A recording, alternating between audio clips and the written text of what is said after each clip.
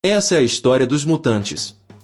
Em pleno 1966, o Brasil era um caldeirão de influências e transformações culturais.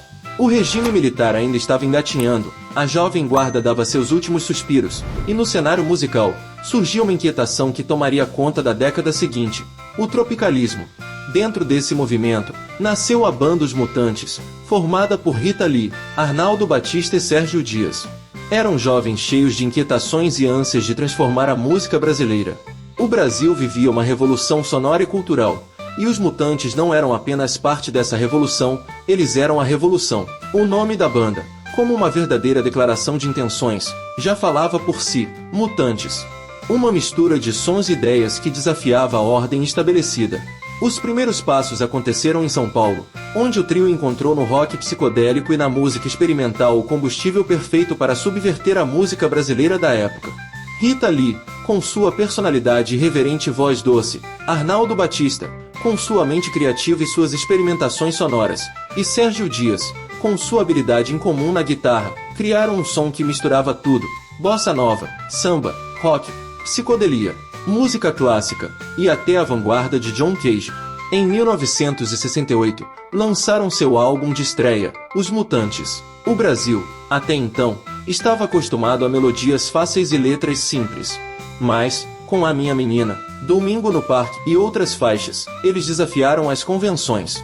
Era um álbum cheio de experimentalismo e, ao mesmo tempo, muito brasileiro, com uma base rítmica sólida de samba e bossa nova, mas completamente distorcida pelas guitarras psicodélicas e pelo uso de efeitos sonoros. Aquilo não era só música, era uma experiência sensorial. Se por um lado o tropicalismo estava fazendo ondas com figuras como Caetano Veloso e Gilberto Gil, os Mutantes eram os agentes do caos ordenado. Eles não seguiam a corrente. Pelo contrário, eles definiram a corrente. Enquanto o resto do mundo do pop brasileiro se limitava a um formato tradicional de canções e refrões grudentos, os Mutantes eram como um furacão de sons que levava tudo à sua frente. A parceria com Caetano Veloso e Gilberto Gil, que também eram parte do movimento tropicalista, foi essencial para que a banda chegasse ao estrelato. Gil, por exemplo, participou de faixas e fez com que a banda estivesse em total sintonia com a vanguarda tropicalista. Mas, mesmo nesse universo de artistas brilhantes e inovadores, os Mutantes seguiram como o núcleo mais ousado e experimental. Em 1972, a banda lançou Mutantes e seus Cometas no País do Bauretes, um álbum mais psicodélico, mais fora da caixa, com sonoridades ainda mais estranhas e imersivas. Era como se a banda estivesse, de fato, em outro planeta, criando uma música sem regras, sem limites, para muitos, até sem sentido. Para quem ouvia, o disco parecia um pesadelo alegre, um turbilhão de sons que explorava a fronteira do impossível. No entanto, como todo grande movimento, o tropicalismo entrou em declínio. Em 1973, com a saída de Arnaldo Batista da banda, um dos principais compositores e influenciadores do som dos Mutantes, a formação da banda passou a ser mais instável. Rita Lee seguiu sua carreira solo e se tornou um dos maiores nomes do pop brasileiro, enquanto Sérgio Dias manteve os Mutantes vivos, mas com uma nova abordagem. Os Mutantes, ao longo das décadas seguintes, viveriam sob a sombra da glória do passado. Eles não conseguiam manter a mesma força de antes, mas a memória da banda estava sempre lá. Arnaldo Batista lançou discos solo inovadores, Rita Lee se tornaria um ícone do pop brasileiro, e Sérgio Dias tentava manter a chama de sua banda acesa.